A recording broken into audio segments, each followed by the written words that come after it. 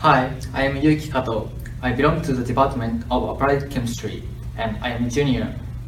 Today's my topic is Live Eco-Friendly. Before starting to explain my project, let me introduce myself. Actually, when I entered立命館University, I was first in the College of Science and Engineering, and then I changed the college from there to Life Sciences. That's because I wanted to learn chemistry that can solve the environmental issue more essentially.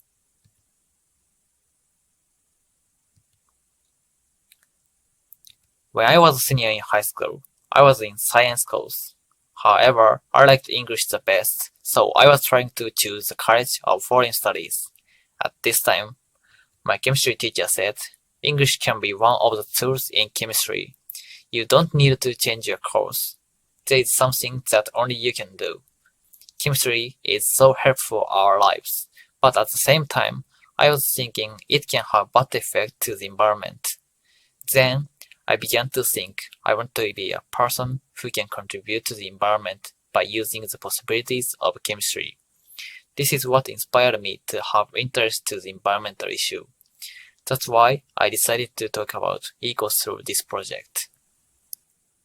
So now, let's move on to the main subject. Here's the question.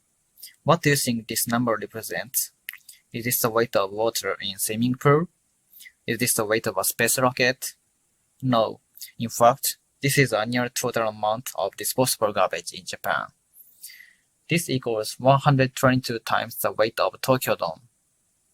In other words, we individually produce about 1 kilogram garbage in a day. These days, our lives are filled with so much stuff. We can get whatever we want, if only we have enough money, and we throw away lots of them. But here, I want you to think about it. Are these things we have and buy really necessary? I feel like we having too much stuff. In this project, I'd like to suggest a new way to live eco-friendly, and I want to aim for making people notice what we can do individually for environment, for our future. This is the situation in Japan. Do you know that the number of incinerators in Japan is largest in the world?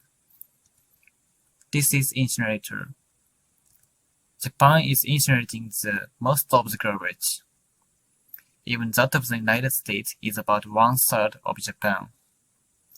What is more, annual garbage disposable cost is also so high. But contrary to this, recycling rate is getting higher in Japan, and yet, why does not the situation in Japan become better? I would say that it is because the amount of the garbage is too big. There is not enough place to dispose. Besides that, the amount of carbon dioxide is increasing. We need to rethink about how we live. It's time to think seriously about our lifestyle. This spring, I stayed in the United States to learn English. I was in California, which has many environmental friendly activities, so I often felt and saw the eco stuff there. And there, I was impressed with one thing. It is 5R. I guess that most of you know 3R, which is reuse, reduce, and recycle. 5R is a new concept that stands for reuse, reduce, recycle, and what is more, rot and diffuse. At this time, I was particularly interested in diffuse. It's mainly because I felt this would be an important factor in the environmental problem.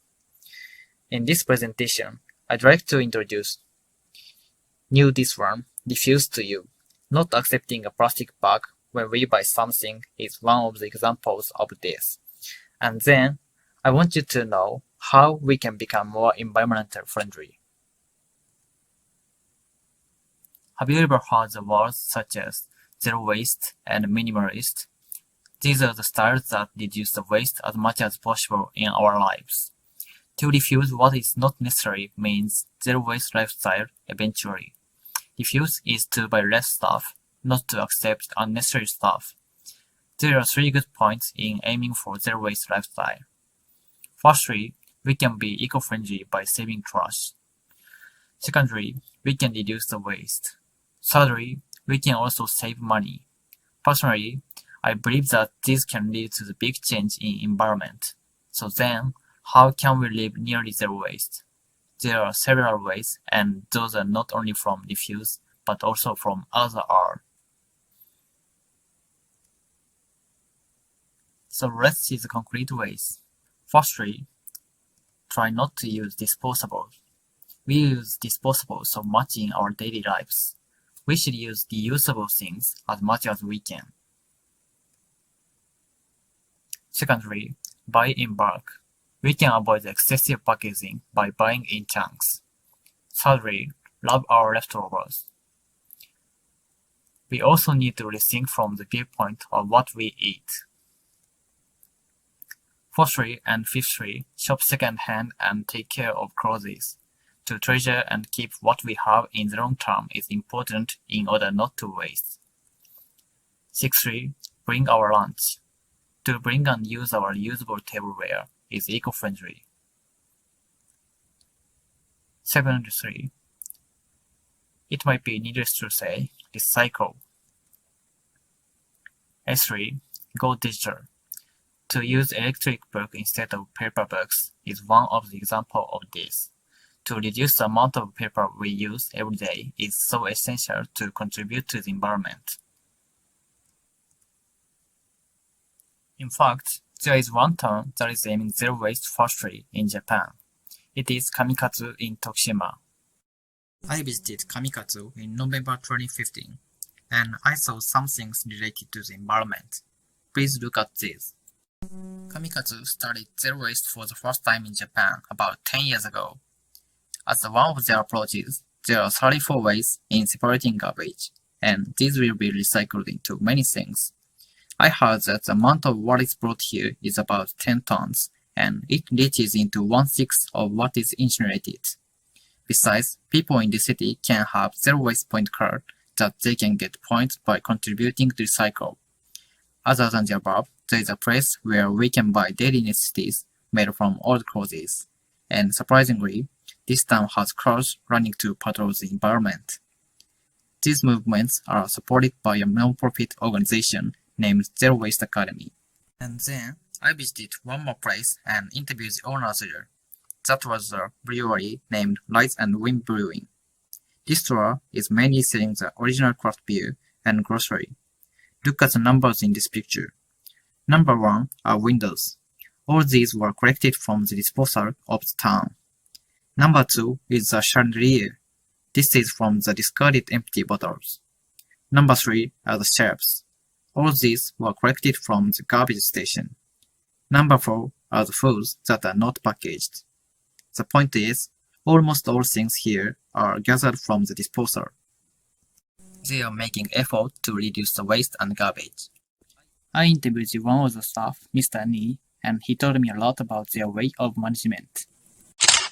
He started this way because he wanted the people outside of Kamikatsu to know zero waste. And then, he said, in order to do so, we need to attract the interest of people. Actually, I hear that about 80% of people who visit this store are from the outside of this town. This seems to be a good effect from the appeal to our society. He said that zero waste can be made possible by both physically reducing and consciously diffusing the waste. What is most specific in this store is they are selling foods by weight from bottles that are not disposable. What is more, the surplus malt is converted to the pancake mix and scone like this. The surplus vegetables are converted to the fertilizer by farmers. Lastly, he said that there are two important things to broaden the scale of the movement like this. That is, to tell people the importance of zero waste lifestyle and to involve people in their movement. Increasing the number of persons like him and the movement like this would lead to the better world for sure. Lastly, let me quote one phrase from one book.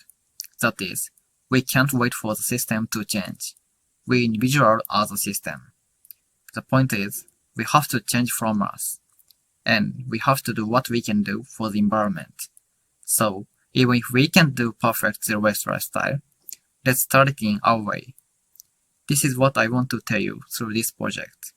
Thank you for your attention.